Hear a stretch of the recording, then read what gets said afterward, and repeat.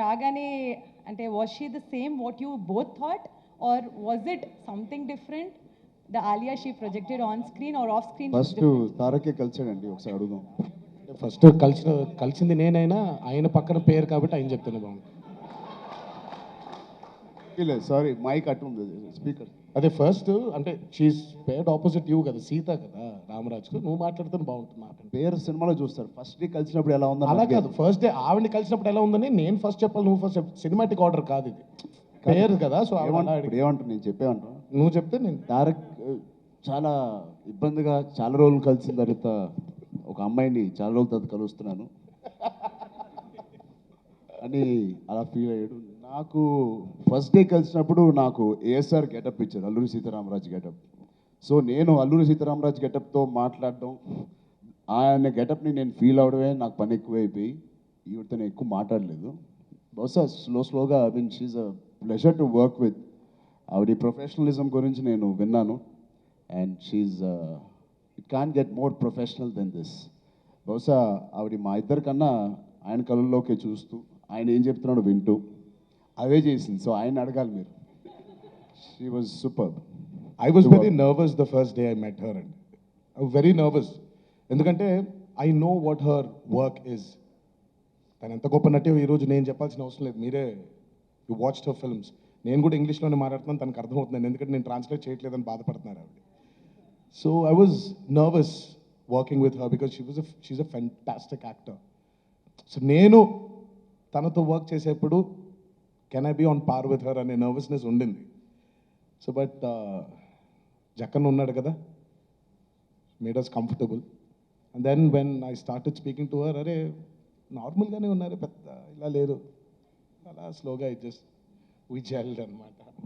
రాజమౌళి గారు, I gave both of them biryani so they could say nice things about me. Rajamouli garu, this VS Murthy from great Andhra. సాధారణంగా చాలా సినిమాలు చూసాము, visual గ్రాండీ అన్నది ప్రేక్షకులకి కొత్త కాదు.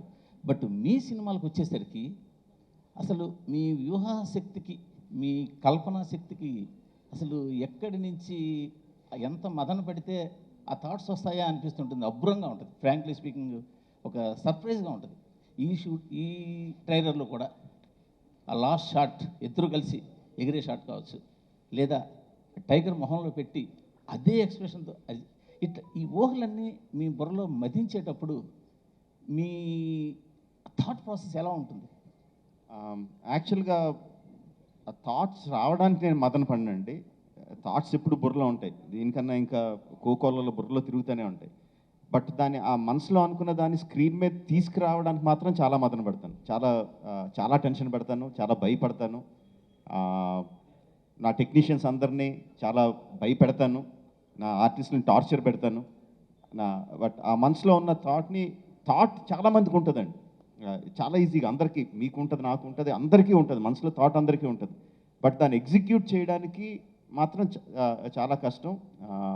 Luckily I have fantastic actors, I have fantastic technicians.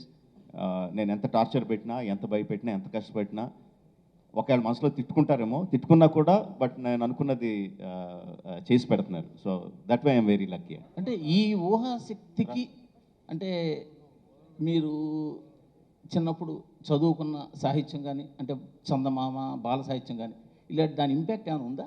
చాలా విపరీతంగా విపరీతంగా. నేను నా చిన్నప్పుడు నాకు గుర్తు, నేను చదివిన ఫస్ట్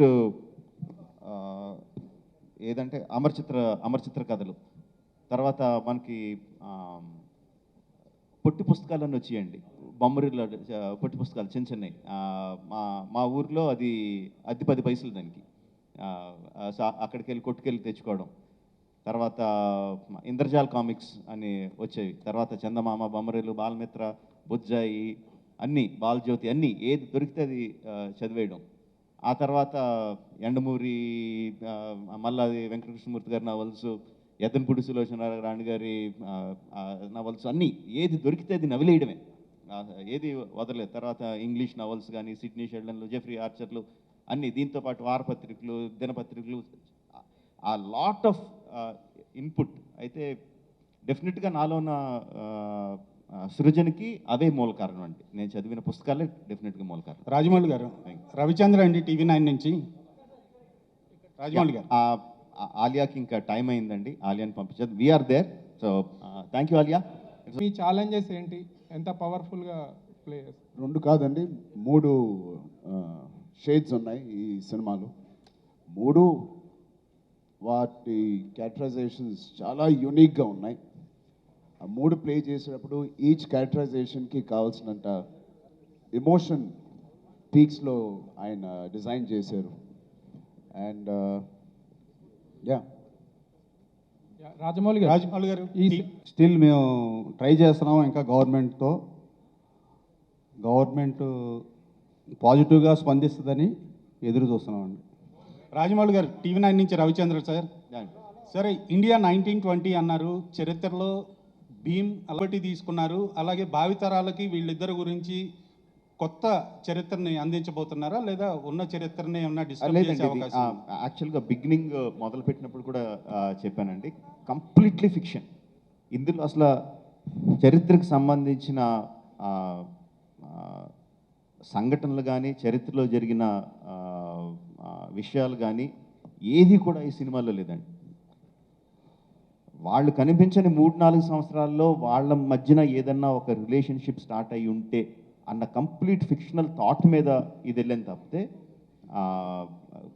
అసలు ఇందులో అసలు చారిత్రాత్మక ఆధారాలు చరిత్ర కాదండి. It's fiction, completely fiction.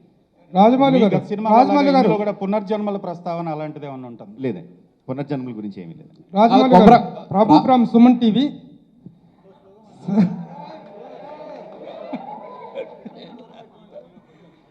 Rajamouli గారు, ఇక్కడ You have created మీరు చెప్పిన ఫిక్షన్ కి కంటిన్యూషన్ క్వశ్చన్ ఇది. ప్రభు గారు డిస్టర్బెన్స్ చేస్తున్నా, సారీ. కొమరం భీము గురించి చెప్తున్నప్పుడు కొమరం భీముకు సంబంధించిన వాళ్ళ దగ్గర వెళ్ళి హోంవర్క్ చేయడం కానీ ఒకటి, లేదా జోడేఘాట్కి వెళ్ళి షూటింగ్ ఏమైనా చేయడం జరిగింది, అట్లాంటిది ఏమైనా జరిగిందా? లేదండి. అంటే ఇప్పుడు నేను బయోపిక్ తీస్తున్నాను అనుకోండి, వాళ్ళకి సంబంధించిన కథ చేస్తున్నాను అనుకోండి, సో డెఫినెట్గా I have to meet them, I have to know about వాళ్ళ పర్స్పెక్టివ్లో అసలు వాళ్ళు ఎలా చూస్తున్నారో అదంతా నేను తెలుసుకోవాలి, వాళ్ళ దగ్గరికి వెళ్ళి చేయాలి. బట్ నేను ఆ యాంగిలే టచ్ చేయట్లేదు.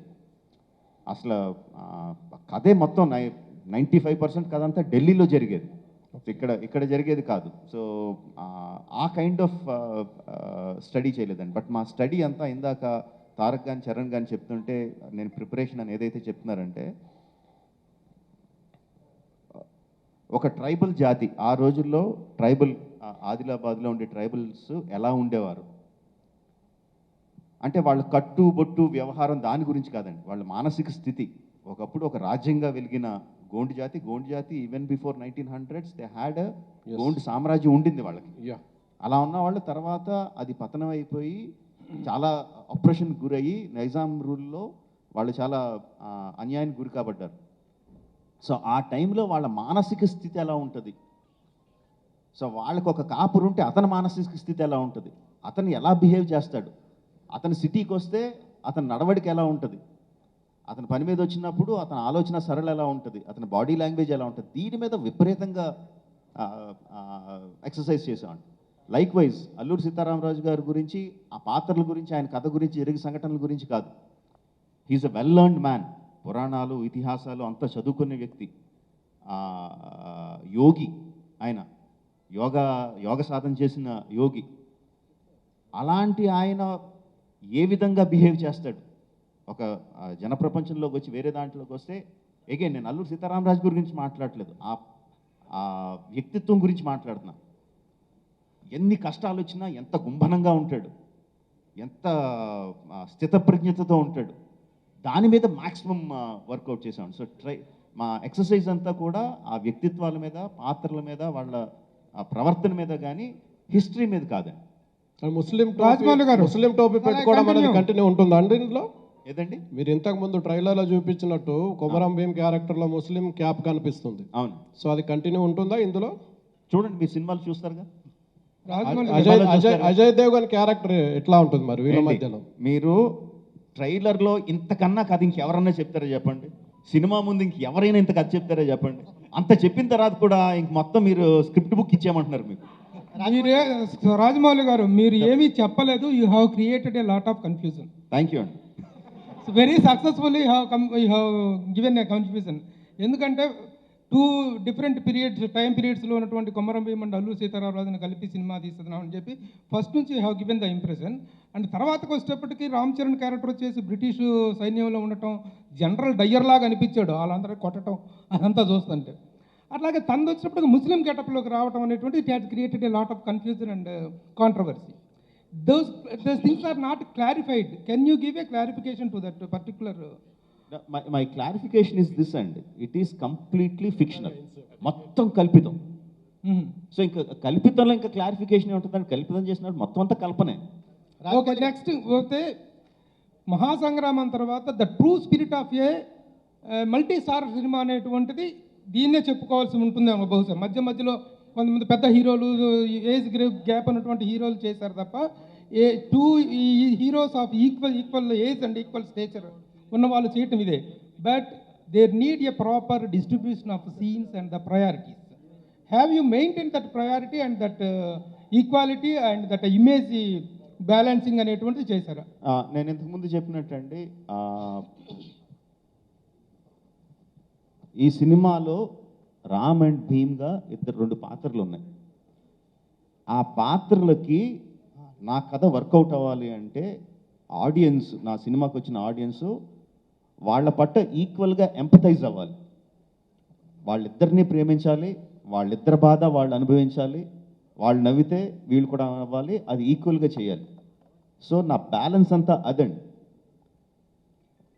చరణ్కి 4 గుద్దులు ఉన్నాయా, తారక్ 2 తన్నులు ఉన్నాయా, ఇక్కడ లెంగ్త్ ఎంత ఉంది, అక్కడ లెంగ్త్ ఎంత ఉంది, ఆ కొలతలు అయితే వేసుకోలేదండి.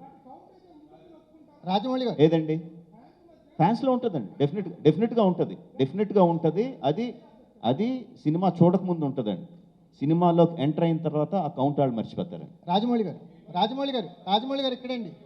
రాజమౌళి గారు కుమార్ అండి షీఫ్ సార్, మీరు ఒక వండర్ఫుల్ ట్రైలర్తో మాకు మళ్ళీ ఒక సినిమా మీద ఉన్న ఆ ఇమేజ్ని మళ్ళీ మా ఉత్సాహాన్ని 2 ఏళ్ల తర్వాత మళ్ళీ హైప్లోకి తీసుకొచ్చారు.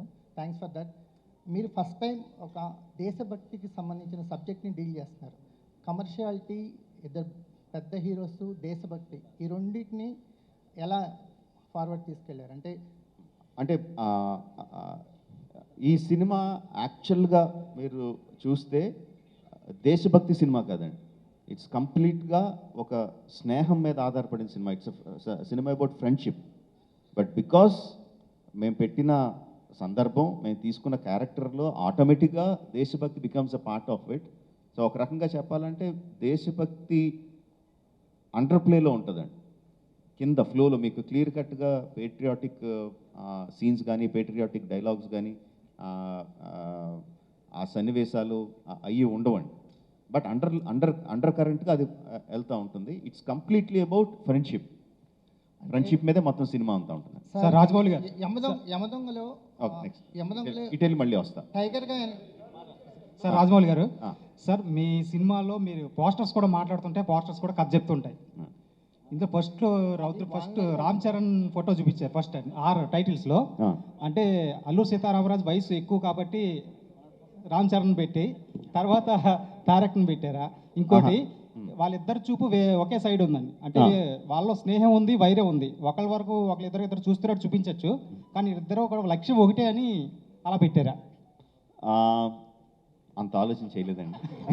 ఆ పక్కన ఇంకో 6 ఉందండి, ఇద్దరు రాజమౌళి వైపు చూస్తున్నారు.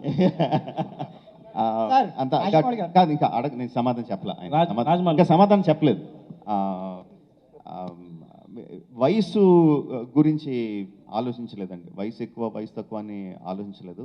యాక్చువల్గా తారక్కే 1 సంవత్సరం పెద్దోడు చరణ్ కన్నా.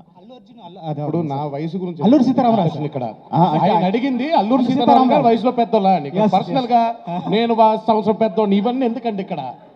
ఏమండి మీరు కూడా ఎందుకండి అలాంటి ప్రశ్నలు? మీరు ఇప్పుడు నా వయసు గురించి ప్రస్తావన అవసరం ఇక్కడ?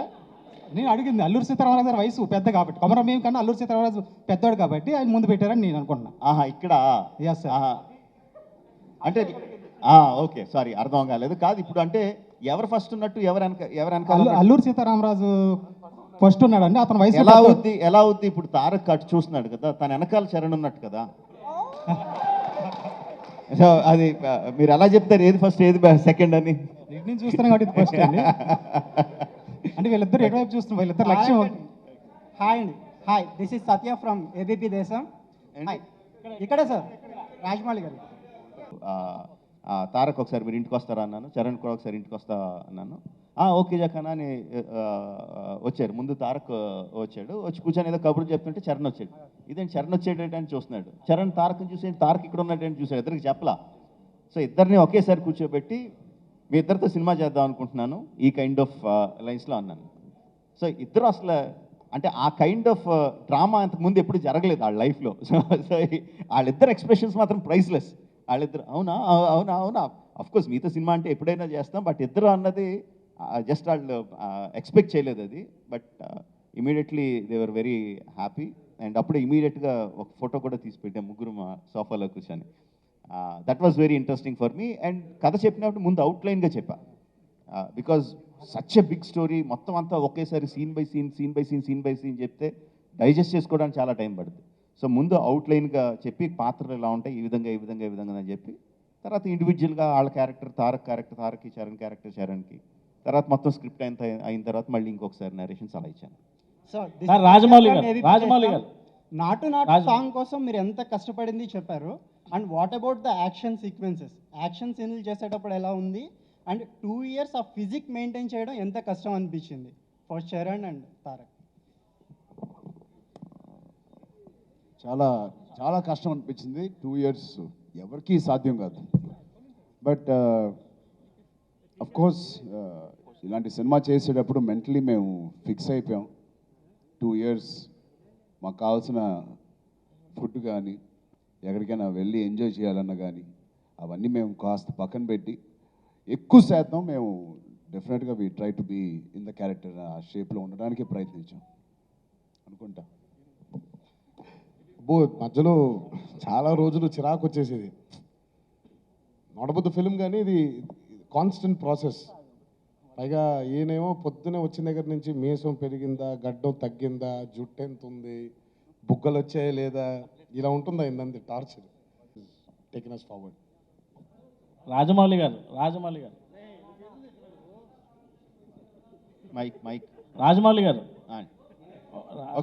ఒక నిమిషం సైలెన్స్. రాజమౌళి గారు ఒక తెలుగువాడిగా ఒక టాలీవుడ్ ఇండస్ట్రీ నుంచి నేను ఎక్కడికి వెళ్ళినా ఏ రాజమౌళి క్యా కథా యార్ ఐసా బడా బడా మూవీ నికాల్ రా అని అంటున్నారు. అదే కాకుండా ఫస్ట్ మీరు ఇంత పెద్ద సినిమాస్ తీస్తున్నందుకు ఈ ఐడెంటిటీ తెలుగు వాళ్ళగా మాకు చాలా ప్రౌడ్గా ఉంది. దానికి ఒక claps. Thank you very much. అంతే. ఓకే, క్వశ్చన్ లేదు. ఒక మైక్ పాస్ చేయరా ప్లీజ్. రాజమౌళి గారు ఇక్కడండి, ఇక్కడ సార్. అక్కడ మైక్ ఇవ్వండి సార్ ఇక్కడ మీరు అడగండి సార్ ఇక్కడ సార్ అల్లూరి అనే 2 క్యారెక్టర్స్ నేమ్స్ పెట్టినప్పుడే మీరు ఒక లక్ష్మణ్ రేఖ గీసుకున్నారు.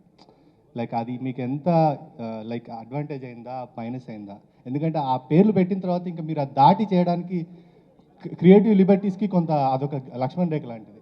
అస్సలు లక్ష్మణ్ రేఖ కాదండి, రాంబాణం. అది దూసుకుపోయి రాంబాణం. అంటే ఆ పాత్రలు పెట్టుకున్న తర్వాత అది లక్ష్మణ్ రేఖ ఎందుకు అవుతుందండి? ఎంత ఎక్స్ప్లాయిట్ చేయొచ్చు, ఎంత హీరోయిజం చూపించవచ్చు, ఏ లెవెల్కి తీసుకెళ్ళొచ్చు.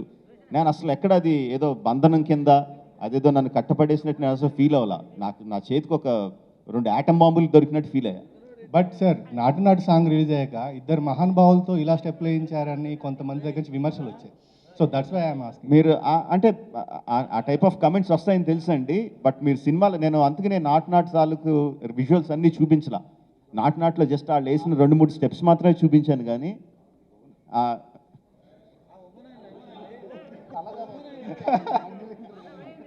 సార్ ప్లీజ్ అదే 2-3 విజువల్స్ చూపించాను కానీ అందులో ఏం జరుగుతుందో చూపించలా.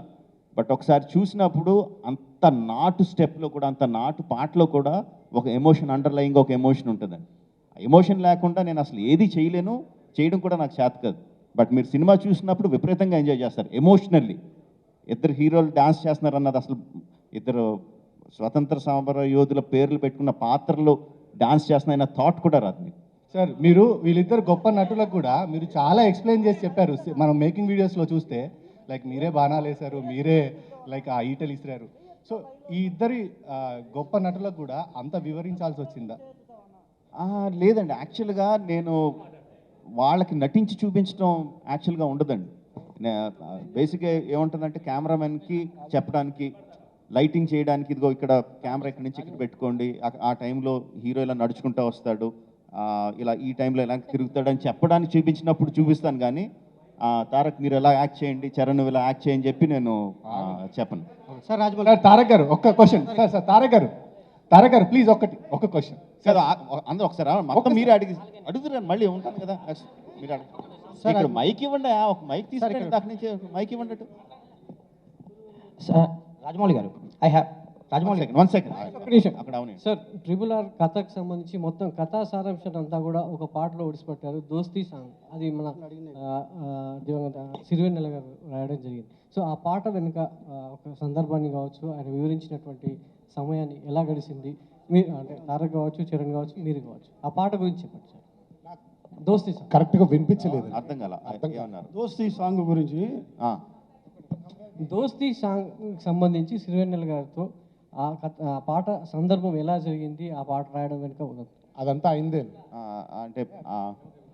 అంటే అది చెప్తే నేను మళ్ళీ కథలో చాలా రివీల్ చేయాల్సి ఉంటుంది. సో ఆబ్వియస్లీ చెప్పలేను. బట్ శాస్త్రి గారితో జర్నీ విల్ బి ఫ్యాంటాస్టిక్ అండి.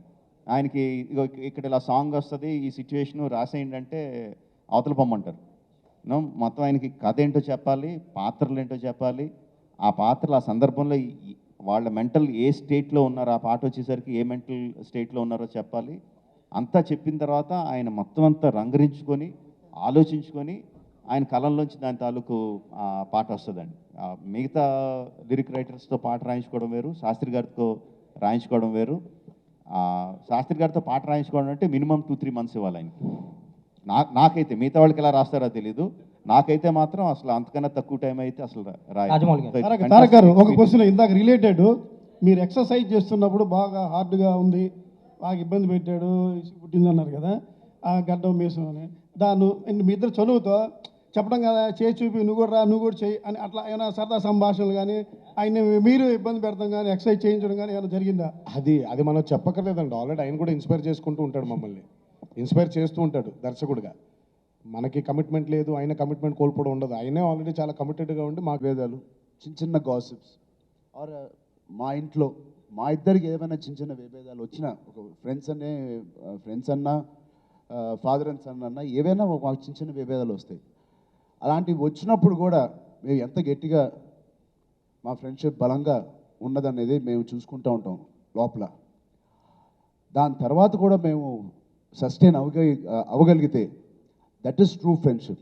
అలాంటి అవలేని పరిస్థితుల్లో మేమిద్దరం సెపరేట్గా విడిపోతే బెటర్ తప్ప ఒక కల్పితం లేకపోతే ఒక ఆర్ఆర్ తీస్తున్నారు కాబట్టి నటిస్తూ మేము ఉండలేము.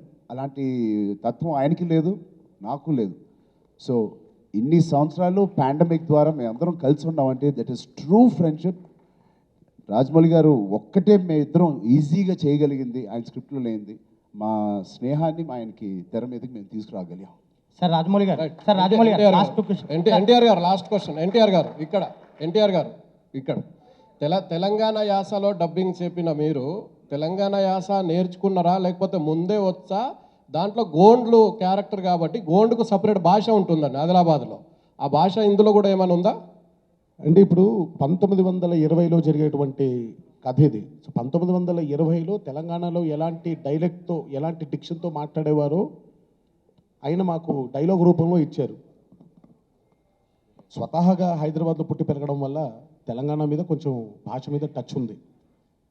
సో ఈ డైలెక్ట్ 1920లో ఇప్పుడు వారి అనే మాటలు కొన్ని ఈరోజు వాడుక భాషలో తెలంగాణలో వారి అనే మాటలు మాట్లాడట్లేదు, కానీ అప్పట్లో వారి. సో అలాంటి మాటలు అవన్నీ వచ్చినప్పుడు దానికి కరెక్ట్ చేయడానికి డైరెక్టర్గా ఆయన ఎప్పుడూ ఉన్నారు. స్వతహాగా భాష మీద కొంచెం ఇక్కడే ఉండడం వల్ల, కమాండ్ ఉండడం వల్ల కొంచెం ఈజీగా ఉంటుంది. సార్ రాజమౌళి గారు లాస్ట్ 2 క్వశ్చన్స్ అండి. Sir you had a set of challenges during making this film.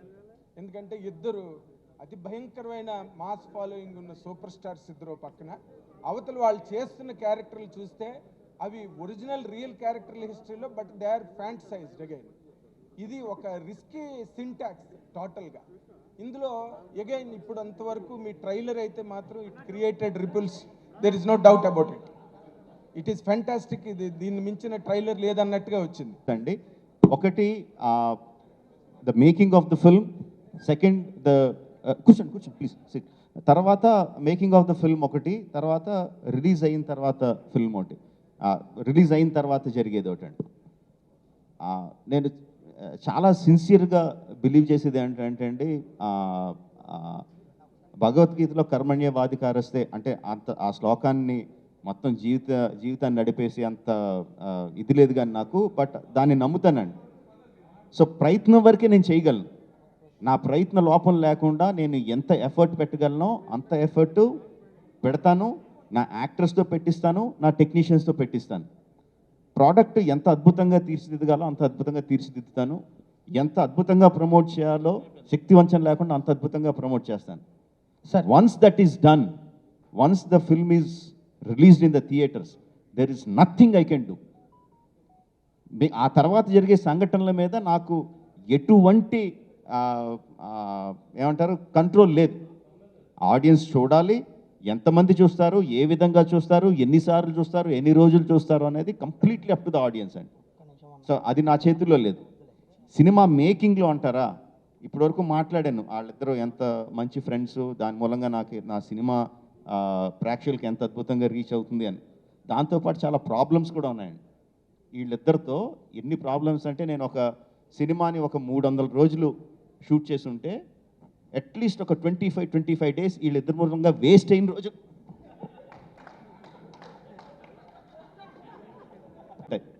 Exactly ఇదే. 30 ఏళ్ళు పైన వచ్చిన ఇద్దరికి పెళ్ళిళ్ళు అయినాయి. వెనకాల బోల్డ్ అంత ఫ్యాన్ ఫాలోయింగ్, లక్షల కోట్ల మంది ఫ్యాన్ ఫాలోయింగ్, అన్నా చచ్చిపోతాం అని ఫ్యాన్ ఫాలోయింగ్ ఉంది. సెట్లో జక్కన్న చరణ్ గిల్లుతున్నాడు అని వచ్చి కంప్లైంట్ చేస్తాడు. ఈయనేమో ఒక అమాయకమైన ఎక్స్ప్రెషన్, లేదే నేను నా లైన్స్ చూసుకుంటున్నానే అంటాడు. జక్కన్న గిల్లేడు అంటాడు, నేను గిల్లేదు సార్ అంటాడు.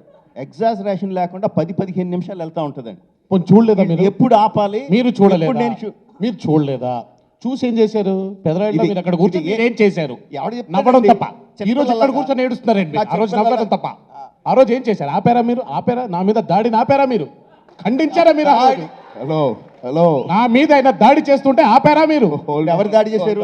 ఏది ఎవరు దాడి చేశారు? ఆగండి అనుకుంటే అక్కడ తగిలింది. అది ఎవరు దాడి చేశారు చెప్పు, అదే అడుగుతున్నాం. అదిగో సార్ రాజమౌళి గారు,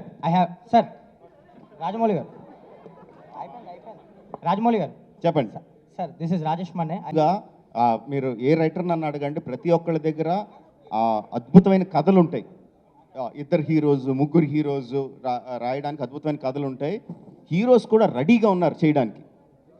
mark my words, every hero is ready to do a multi starrer provided the character is good, provide the story is good. But భయం ఏంటంటే ఫ్యాన్స్ తీసుకుంటారా, ఫ్యాన్స్ చూస్తారా, ఫ్యాన్స్ కొట్టుకుంటారా అన్న భయం ఉంటుందండి. Once RRR releases and has a glorious run like we all hope for, I definitely feel more and more multi stars వస్తాయని చెప్పి చాలా ప్రగాఢంగా నమ్ముతున్నాను, కోరుకుంటున్నాను. రెండు కూడా.